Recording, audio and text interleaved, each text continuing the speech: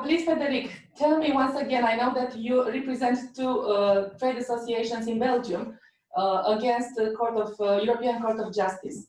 What do you know about your case and also the other cases that are against the mobility package?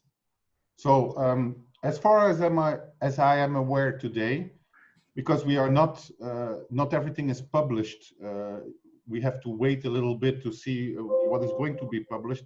But as far as I know, there are 7 cases in European court right now.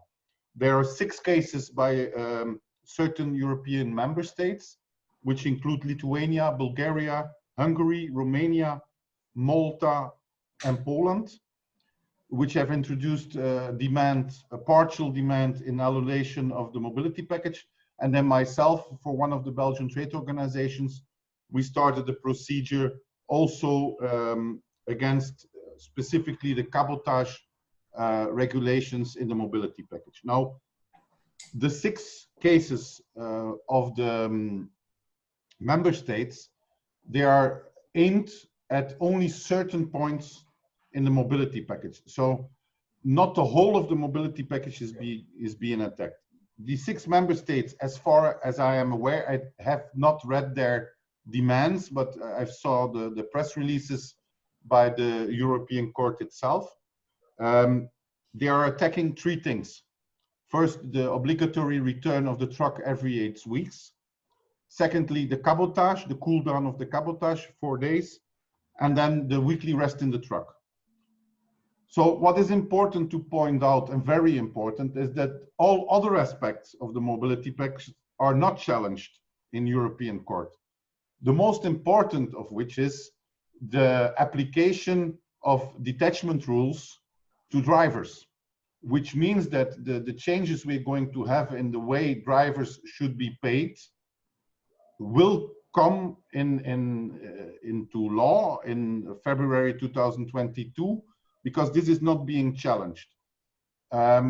We made ourselves, my own office, we did a little investigation to see what the chances are concerning the different actions which are brought. To be honest, we think that the cabotage case has the highest chance of succeeding, because the argumentation there is an argumentation which is based on the liberty of trade and services and on the liberty of the internal market. If you look, however, at the argumentations which are read, for example, for the return of the truck, they are mostly based on the European Green Deal. So they are stating, look, it is a little bit strange to say that the truck has to go back because we want to reduce carbon dioxide emissions. From a legal point of view, I don't know if this is a strong case, because if you want to attack something into European court, then you have to refer to a higher level legislation, which means in this case, the Central European legislation, which means the liberty of trade, liberty of employment, these kind of things. The European Green Deal is not included. So I'm not sure, once again, I didn't read the integrality of their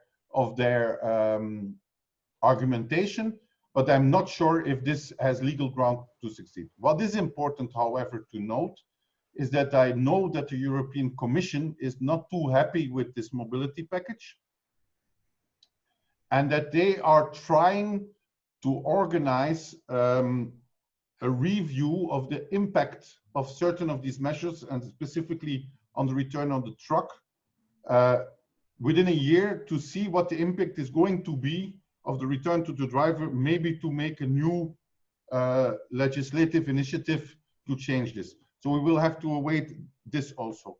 So according to me, the most important thing is that, first of all, certain parts are not being challenged, so they will come into play in 15 months or something like that, 14, 15 months. Most important aspect, delegation and detachment of drivers, first of all, and the second will also be the right to return of the driver is, as far as I know, not being challenged in court. So these are 2 main aspects. Now, what is also important to note is that the terms to introduce new demands have passed. So normally you have 2 months to introduce a demand in European court.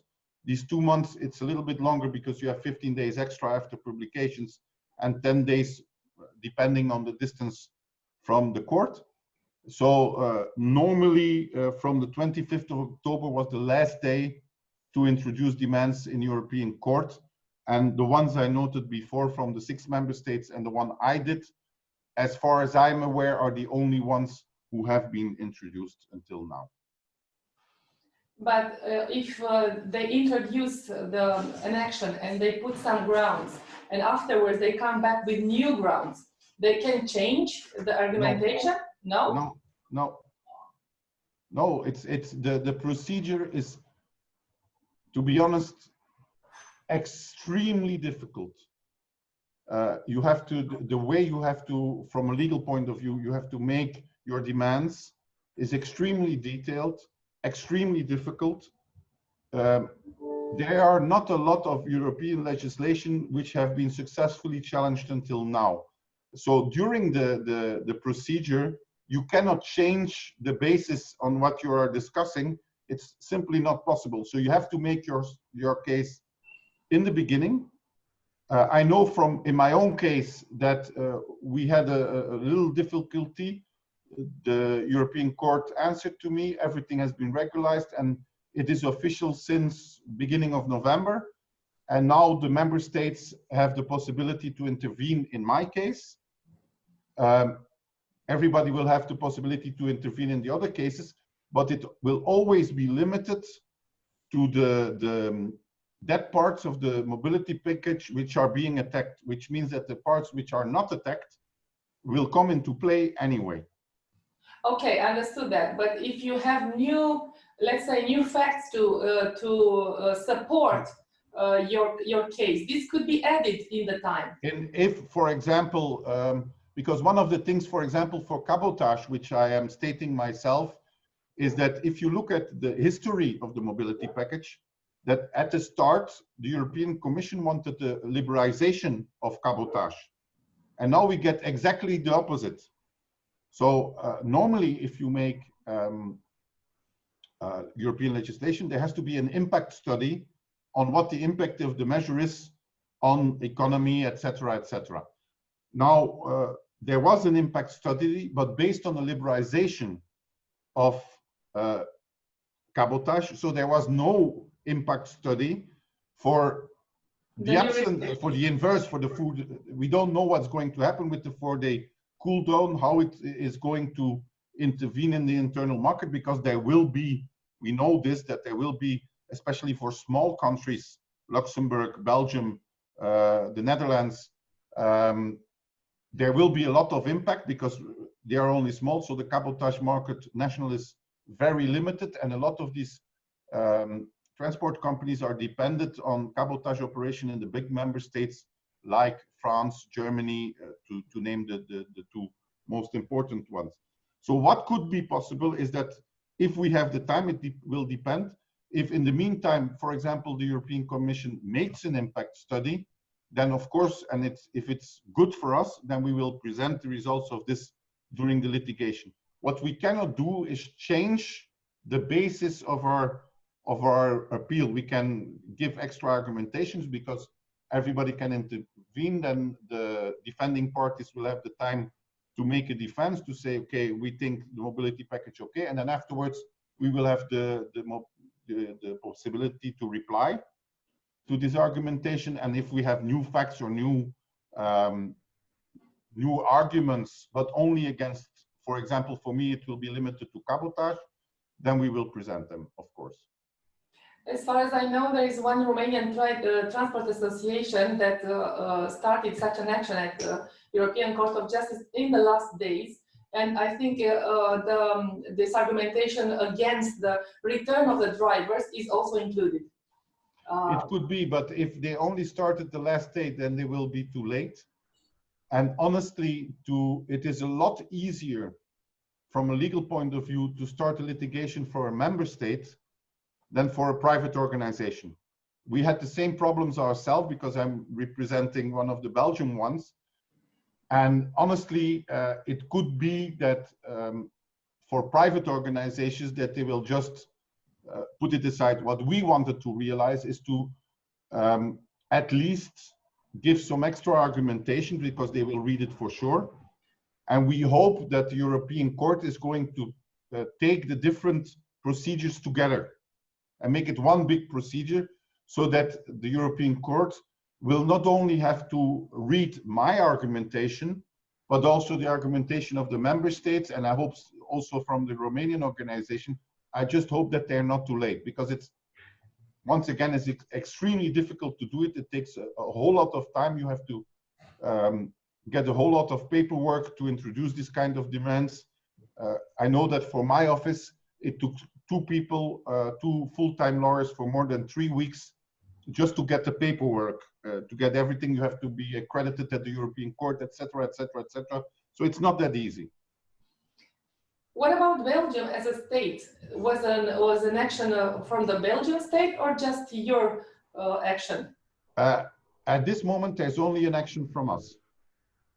There was a very big discussion. Now, you have to know that politically, Belgium is a very difficult country.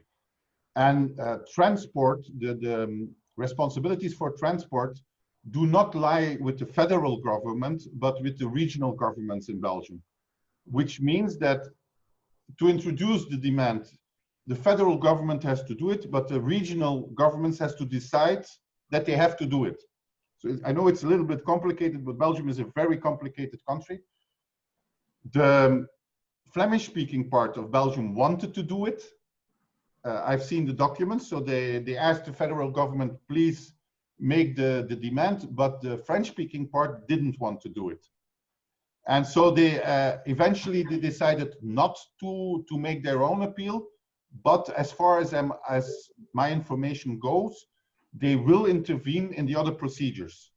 So they will intervene and they will take a viewpoint which will be pro-mobility package, but against the cabotage regulation. So the rest they will not discuss, but the cabotage, I think they will support, for example, my case, which we have made.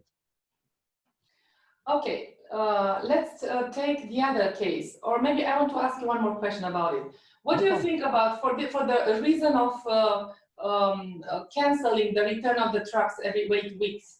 Do you think, I think the Romanian state put the reason of proportionality, that Romania or other countries are not equally treated with this measure compared to other countries. Is this a good reason? Honestly, I don't think so. What would be, in your opinion, the best? I told you before, we did a little investigation ourselves to see what the main issues would be. And it's very hard without numbers and studies on this to prove this. And since there is no impact study, it's very hard to prove this. For example, for cabotage, it's a lot easier because cabotage is pure, plain and simple protectionism of the member states. And if you look at cabotage, which we did historically, before 2009, there was a complete freedom of cabotage in the European legislation. And there were certain already in 98, if I'm not mistaken, there was already a decision of European Court which stated that they wanted cabotage to be slowly liberalized, because the only way to come to a complete internal market is to have this liberalization. So of course we are using this old case as an argument, which is a strong argument because they already decided they cannot change their opinion like this. The problem is that for the other ones, you don't have any prior cases. There are none, because this is something completely new. So honestly, when we made the investigation ourselves, we estimated that the chances for the return of the truck to be successfully challenged in court are very limited. Is not also protectionist? if you say some of all the trucks should go back in their country. But the thing is that the same rule applies for everybody. The same with cabotage. Yeah, but I'm not attacking it on protectionism. I'm attacking it on the liberalization of the market, which is a completely, from a legal point of view, a completely different argument. Okay, I'm not really understand why, but it is a completely different argument, because once again, historically, if you look at the prior decisions of European Court, they are always stating, okay, you can introduce limitations to cabotage, but in the long term, you have to go to liberalization. And this is exactly what they are not doing here. And if you look at what happened from a legal point of view, is that they wanted the liberalization and they got completely the inverse. So we will see what happens anyway. There's a lot of interest in these cases. I think there will be a lot of pressure on European Court to decide what to do. And we will see what happens. It will be an interesting 2.5 years, that is for sure.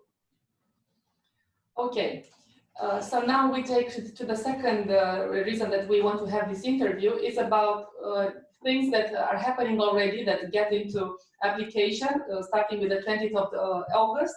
The regulation 561 changes. And one of them is the return of the drivers that already is mandatory. We have a lot of discussions about this topic, and we saw the clarifications given by the German Ministry of Transportation that said that the driver should not really go back home if he doesn't want to. Yeah. And how do you see these clarifications opposite to the text of the legislation? Well, the problem is that what they try to do is a little bit complicated. I've written an article about this actually in Belgium, which is one of the best read articles in transport law for the last 2 years, because there is a lot of discussion about this. The first thing I can say is that it is completely clear that there is in itself no obligation to return. The way I describe it in my article, it is a right of return of the driver, not an obligation. What does it mean? It means, first of all, and that's a very important topic, that according to me, the member states cannot investigate a driver in itself. So the only way to investigate this and to find this is to go to the company in the country where the company is situated and to do the control there. I know one of your questions was, are you aware of any checks until now? No, they aren't, because it's not possible to do a check on the roadside on the return of the driver if you look at the way it is described. Now, I know that the German minister and the BAG made a note stating that, yeah, look, if the driver signs a note that he does not want to return, there is no problem. In my own article, I warned a little bit about this.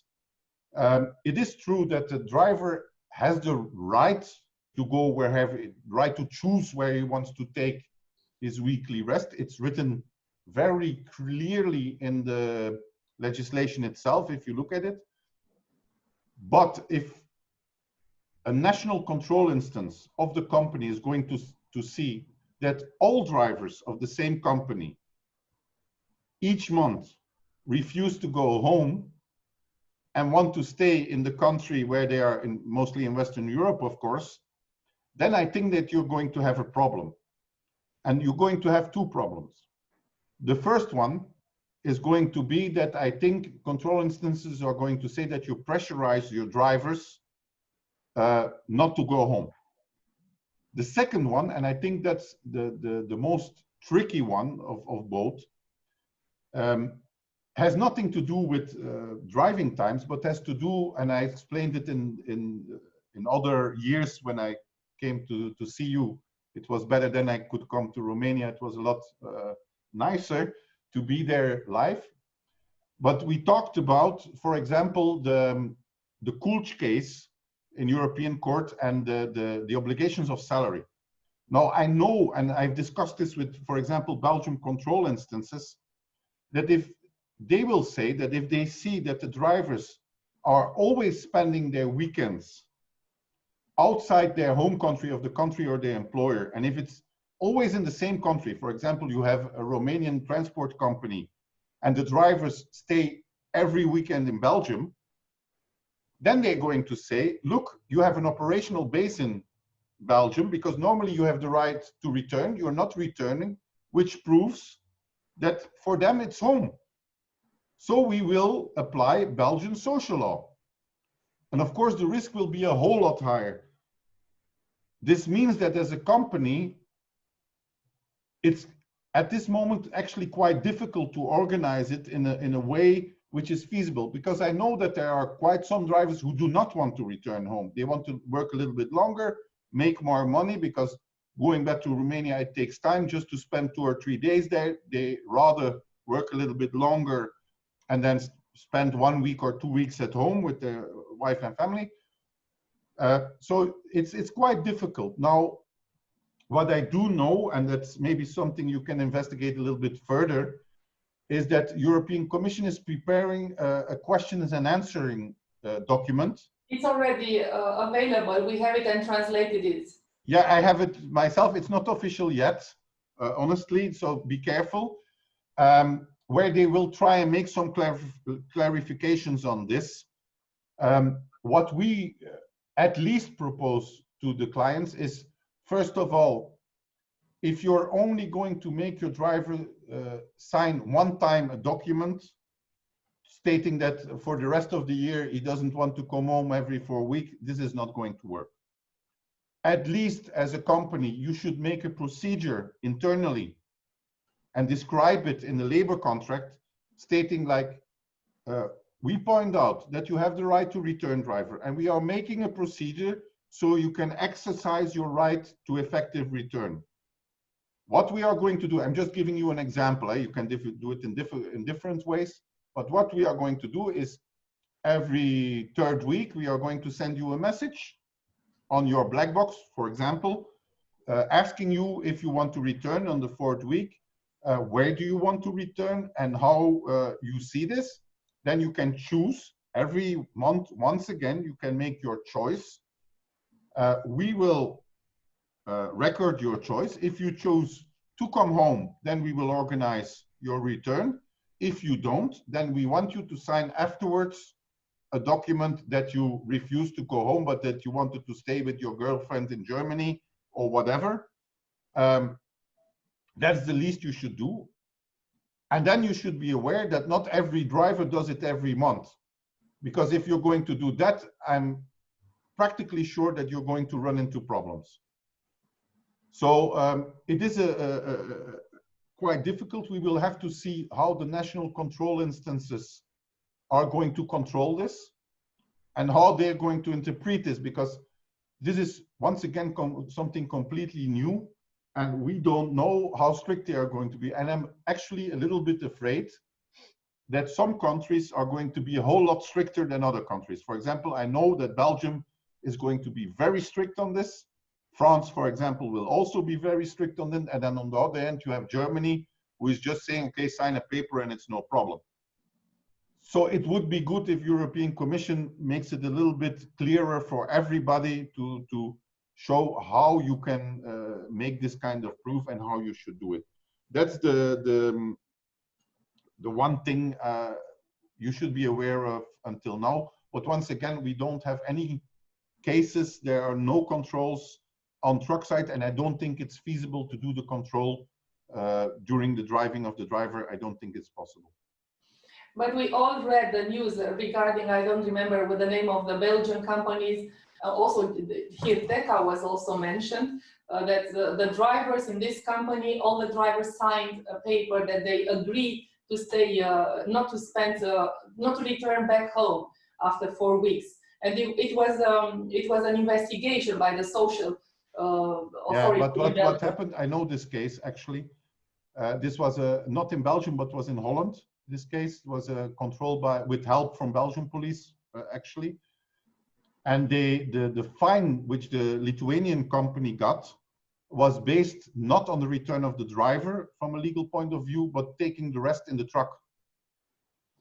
The fine, but what about the legality of signing a paper of the drivers? Because they also mentioned that the drivers there was nothing in that case. They made some press releases about it, but if you look at the legal documents, the fines were given for the drivers who were taking their rest in the truck, which is forbidden, as you know. Yeah. So actually, from a legal, what I know is that the Dutch inspectorate sent everything to the Lithuanian inspectorate for further investigation. So what I think is going to happen in the future, because you're probably aware, we also have the European Labor Inspectorate now. So who are going to organize this kind of controls, and they are very interested in transport. If you look at their LinkedIn page, for example, half of their communication is about construction or transport. You will see this kind of international investigations where Belgian or Dutch or French police is going to investigate and is going to find not on the return of the truck, but on mainly on the rest in the truck. And I think then they will send their information for your country to Romanian inspectorate to do a further investigation on the return of the truck. I think this is the way they are going to do it. So as far as you know, there is no fine and no check on the return of the driver home. There is no fine and no check in the countries where you are driving. So they are not doing roadside checks. And when I made my own article a couple of weeks back, I thought a lot about this, and my conclusion is it's not possible to check it. If you look at the legislation itself, it states that it's an obligation of the employer, and the driver, if you also look at the Q&A from the European Commission, the driver should not have any paperwork proving what he's done. So that means you cannot do any roadside check concerning this topic. What you can do if the driver makes some statement or whatever is to delegate this to the national authorities of the country of the employer to do a further check there. So I don't think there are going to be a lot of fines concerning this point. By the way, because you mentioned these new guidelines, I noticed there is also an explanation about the checks of about the 45 hours rest, and it was written that the police cannot ask the driver to prove where they did the 45 hours rest. This was a story I heard from a lot of clients in the last months, where a lot of clients said, no, we have to prove where they... No, it's not true. It was not like this before, and it's not true neither now. The whole discussion started with a letter from the International Organization of Transport Companies, which wrote 2 years ago to the European Commission. They got an answer stating that a driver should not have any documentation proving where he spent his weekend. The law has not changed. So I already advised, for even before the Q&A was introduced, all the clients, you don't have the obligation to show anything. I know there's a lot of police guys who are asking this, but they have no right to do so. They have no right to ask a driver to show a hotel bill or whatever. If the drivers say, I don't want to answer, and it's legally complete normal, because you have to know that a driver has complete privacy during his resting time. So he should not document. He can go wherever he wants, do whatever he wants, and he doesn't have to do any documentation proving whatever. It is the police who has to prove that the driver took his 45-hour break in the truck. Now, the only way to do this is, or there are two ways. The first way is to do a check while he's taking his break. And the second is to ask the driver, where did you take your 45-hour break? And if the driver says, yeah, I took it in my truck, then of course, you're giving them the proof they need. But if you just refuse to answer, then they have no chance during a normal control to prove this.